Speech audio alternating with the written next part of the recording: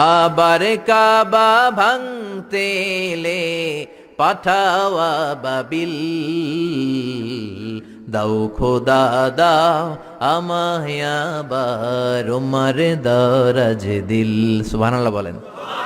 পৃথিবীর সবচেয়ে ছোট পাখি, সব পাখিগুলো সামনের দিকে উড়ে, এই পাখি সামনে উড়ে, এট দ্য সেম টাইম পেছনে উড়ে।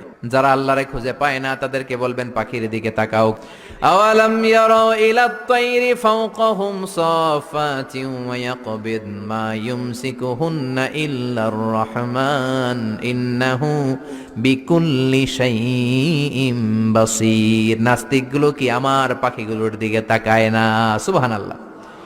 এই যে পাখিগুলো থাকে ফাওকাহুম সাফাতিন, পাখিগুলো কেমনি ডানা মেলে উড়ে বেড়ায়, আবার নামার সময় ডানা গোটায়, ডানা ঝাপটায়, কেমন করে পাখিগুলো উড়ে।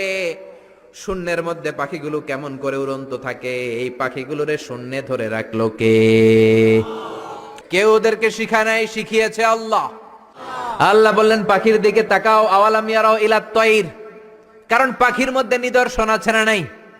পাখি নিয়ে গবেষণা করলে পাখির রব আল্লাহরে খুঁজে পাওয়া যাবে। এজন্য কোরআনের অনেক জায়গায় আল্লাহ পাখির কথা বললেন, ওয়া আরসালা আলাইহিম তায়রান আবাবিল। আবাবিল পাখি দিয়ে আল্লাহ আব্রাহারে শেষ করলেন। এরপর সাইয়েদনা সুলাইমান আলাইহিস সালামের একটা পাখি ছিল, নাম কি? হুদহুদ। ওইটার জুমিং পাওয়ার এত বেশি ছিল পাখিটার চোখে, সাইয়েদনা সুলাইমানের সিংহাসনও চড়তো, পাখিটাও চড়তো। আর কত নিচে সুমিষ্ট পানি আছে, এত উপর থেকে ওটা দেখে দেখে বলে দিতে পারতো। Be a part of our vision. Do listen and share the khair.